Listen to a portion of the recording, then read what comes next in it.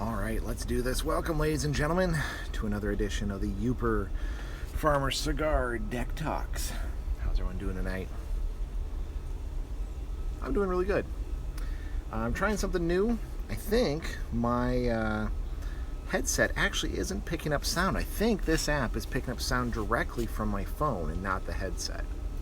So I'm going to record without my headset tonight, see the sound difference, and then kind of troubleshoot to see if it is truly not picking up from my headset, which is kind of weird.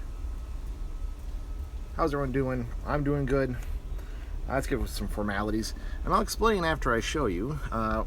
Tonight we're drinking the Laughing Fish from Upper Hand Brewery. This is a summer ale, another kind of light beer. Not typical for the channel, of course. Having more of the ales and lagers. People might start asking questions. Look at that. You can see right through it. It's almost a sin. Let's give her a try. Well, that's on the edge of what I would call a IPA. That's hoppy. For the cigar tonight, we have the Olivia O Series Torpedo cigar. Not bad. Enjoying them. I'm going to take off the wrapper right away. They just fall right off. So, you might be saying to yourself, well, this is kind of unexpected. A torpedo cigar? A ale? What's going on here? Well, we're going to continue on with the EMS war stories, and tonight's story is all about, I did not expect that. And it was said over and over again during this call. This event, actually, it's just bizarre. I kept saying, I did not expect that. So let's set it up. I was working in Maryland for a gentleman who rented out EMTs and paramedics for special events and CPR training.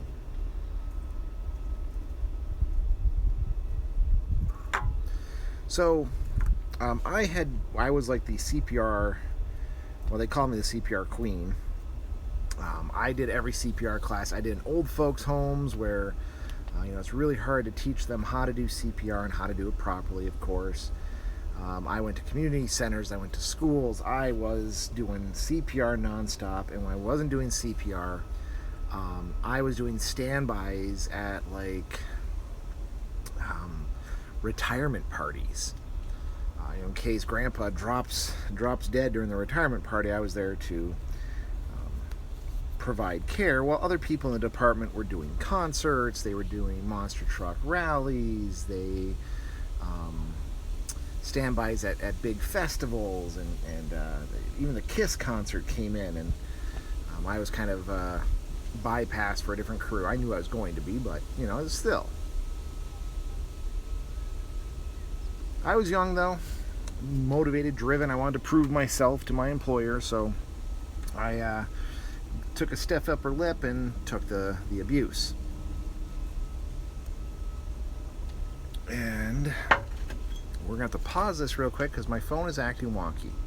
All right, break.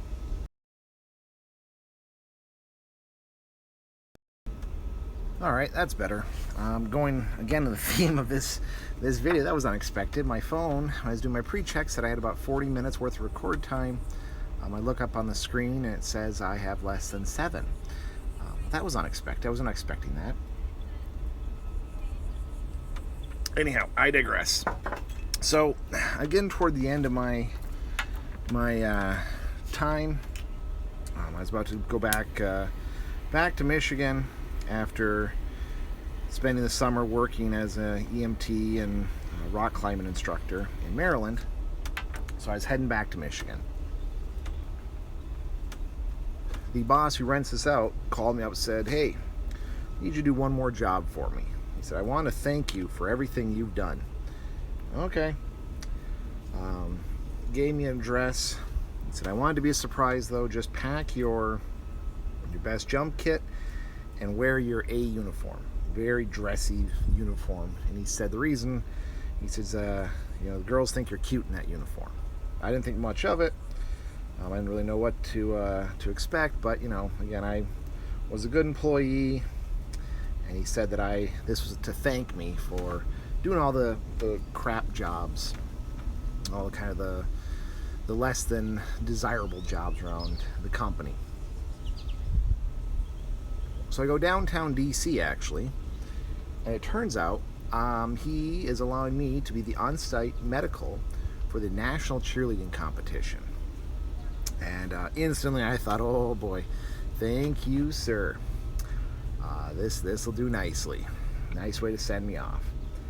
I'd quickly find out that was not the case, and find myself saying a lot, well, I didn't expect that at all. That was unexpected. So what happened? So first off, what it's about cheerleaders and gymnasts in general, you'd be watching an event and, oh, she looks cute. Oh yeah, that's a nice looking girl right there. Maybe I should get her number. And then the announcer will be, and that was the junior division, so they're under 16. Well, that's not right. They did not look under 16. You also get very awkward, like, oh, that's 10 to 20. So okay. Then you'd have a nice, cute-looking girl come up to you and start flirting with you and whatnot. And I learned my lesson. I wasn't gonna. I didn't know. I figured she was probably 16 as well, so I kind of just played nice and sent her on her way. Okay, yep. Well, I'm busy. Can't really, As she's asking for my phone number, do you want to go out later? It's fine. Doing the whole, ooh, look at this uniform. You look so cute. Yeah, that's true. She definitely looked though like she was 16. I kind of blow her off. Lo and behold, she's in the senior division, or the counselor division. These are the people who were senior in the senior competition, so 18 to 19-year-olds last year. So she was 20 years old, give or take 19 or 20. Definitely around my age actually. So I felt bad. So I couldn't even really get excited about the views and the sights, because you just didn't know. You didn't know what to do. And then, I will say, I have done many special events. I have been ringside at fights, monster trucks, demolition derbies, MMA fights, lots of places you expect to see really gruesome injuries. And I was not expecting that at cheerleading, pom-poms and whatnot. But after the second separated shoulder, the dislocated retina, a compound fracture of the lower leg, closed compound thankfully, to the lower leg, broken at least what I could tell 3 spots, probably more once I got in the x-ray. I will definitely say I have never worked harder to make so little money. People are getting injured all over the place. Scratch corneas. We had fainting and passing out episodes. Mass hysteria when a team lost. I had, was it 6 girls, I think? 6 girls and 2 boys have a combined panic attack in the locker room. So I am on the phone with dispatch, I'm on the radio, I'm getting units in there left and right. It was just ortho injuries left, right, and backwards. So I am just exhausted. And lo and behold, my boss shows up, the last event. This is the seniors. Finalists are competing. One of the last teams are going to compete.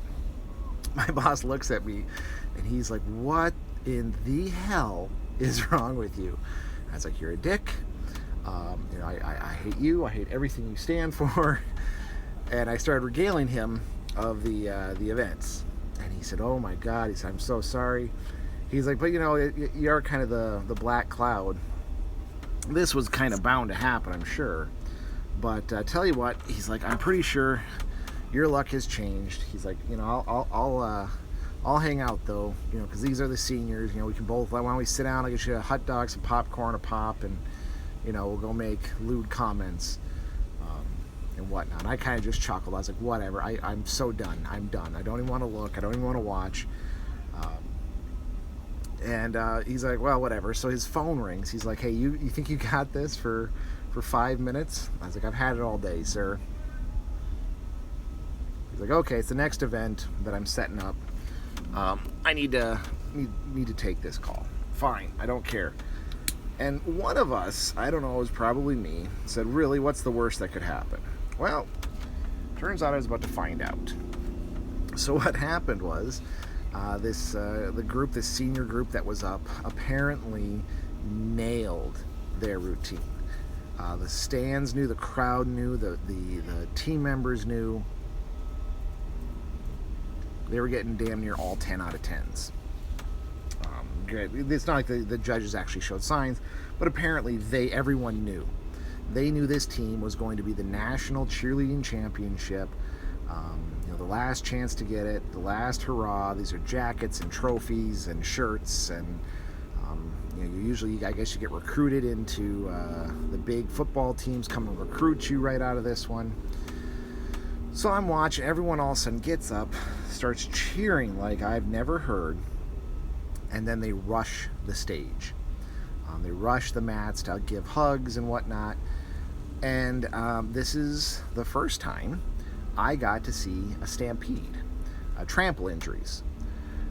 We had the crowd basically came in and ran over the team, and the people behind them ran over the next people, crushing into the next. Domino effect. We have a huge pileup of people. And it's not good. I mean, you could tell right away people are getting injured. This turns from a celebration to now one of the worst mass casualty situations I have probably ever had to deal with, especially with minimal staffing. So I run out, start pulling people up, pulling them apart, start doing my triage. I didn't have triage tags, but I was able to kind of like sort people a little bit. In walks my boss, and I just hear, "What the hell did you do?" Again, that was unexpected. I was not expecting this. So we start triage, we start calling in additional ambulances and units. We had people with collapsed lungs, we had broken bones, dislocated bones. We brought one person back. They had respiratory arrested because they'd gotten crushed. We were able to bring that person back. It was just pandemonium. It was great. It really was. I mean, looking back, that was just really awesome to be able to use my skills and take care of those people, but utter pandemonium. That was not expected.